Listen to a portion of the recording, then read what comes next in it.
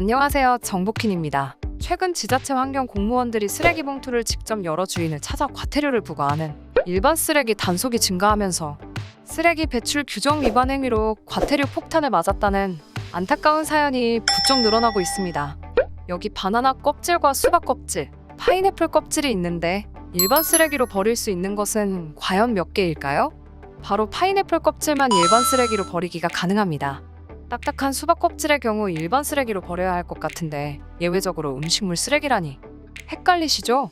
문제는 이렇게 헷갈리는 규정으로 인해 쓰레기를 잘못 버렸다가 적발될 경우 과태료를 내야 한다는 사실인데요. 실제로 A씨는 라면 봉지에 비닐을 일반 쓰레기로 버렸다가 과태료를 냈고, 음식물이 묻은 배달 용기를 그냥 버렸다가 음식물 쓰레기를 일반 쓰레기로 버렸다며 과태료가 부과된 안타까운 사연도 있었는데요. 우리가 겨울에 많이 먹는 귤 껍질도 일반 쓰레기에 버렸다가 과태료 20만 원을 냈다는 사연도 있었습니다. 일반 쓰레기를 잘 못 버리게 되면 쓰레기 배출 규정 위반 행위에 걸려 5만 원에서 최대 100만 원까지 과태료를 물게 될 수 있는데요.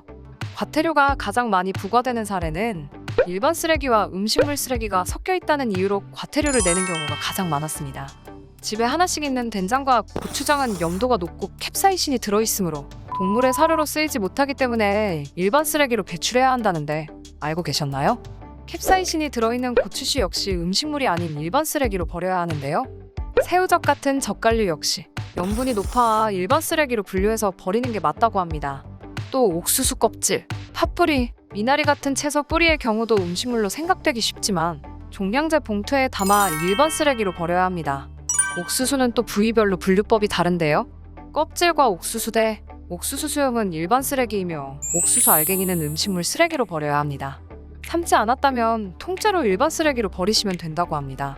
가정에서 많이 먹는 치킨을 시키면 안에 들어있는 기름종이 보신 적 있으시죠?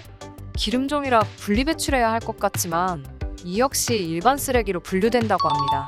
무심코 비닐류로 버리기 쉬운 비닐랩 역시 일반 쓰레기라고 합니다. 비닐랩의 성분은 사실 비닐이 아닌 PVC 소재로 비닐과 같이 섞이면 재활용이 쉽지 않다고 하는데요. 일반 쓰레기로 꼭 버려주세요. 우리나라에서 시행하고 있는 쓰레기 배출 규정이 지역별로 조금씩 다르고 자주 바뀌기 때문에 헷갈리는 규정이 많은 게 사실입니다. 현재 내가 사는 지역에서 시행하는 쓰레기 배출 규정 정보를 확인해 보시면 가장 정확하다고 합니다. 같은 나라의 규정인데 헷갈리지 않게 모두 통일되었으면 좋겠네요. 환경에 대한 인식이 점점 높아짐에 따라 쓰레기나 분리배출에 대한 규제도 점점 강화되는 모습을 볼 수 있는데요.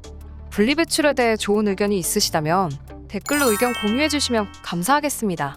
지금까지 4060을 위한 지식정보 정보퀸이었습니다. 감사합니다.